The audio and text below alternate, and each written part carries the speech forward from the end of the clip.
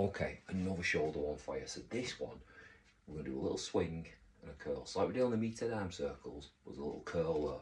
So having that swing, boom, swing, boom. And I'm just letting that momentum, I'm just letting it flow, man. Start nice and light, let it swing. Think of it like a cheek curl if you want. Let the body move a little bit.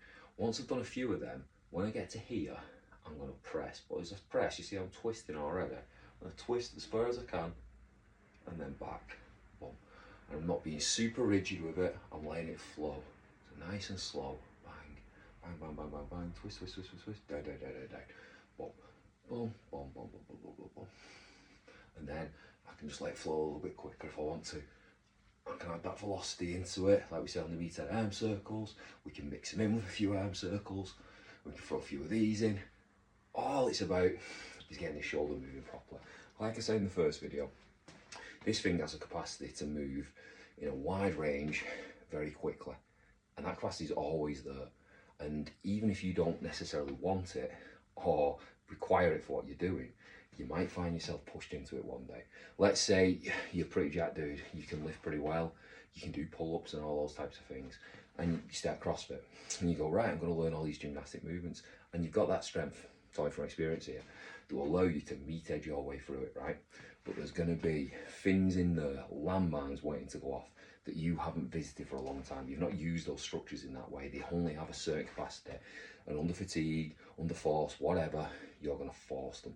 And we see it, we see people start tearing pecs and biceps, doing like muscle ups and things like that. We want to nourish the shoulder before we ever try to, especially if you are someone who has trained for a lot, or someone who's not done anything. If you're someone who's not done anything, you definitely want to do it. If you're someone who's maybe trained for quite a while, but you've only done very limited movements and loaded very limited sort of positions, you really need to start nourishing this sort of forgotten capacity of your shoulder. That's what all these are about. This is what all the drills I share are about. They're about getting someone like myself who's a broken, you know, I'm not broken anymore, but I was a broken lifter.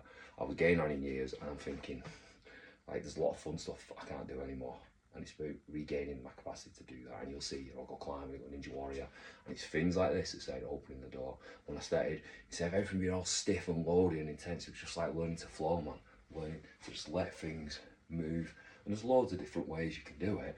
But that's what it's all about. It's all about letting this thing move a little bit, and nourishing those forgotten potential capacities of it.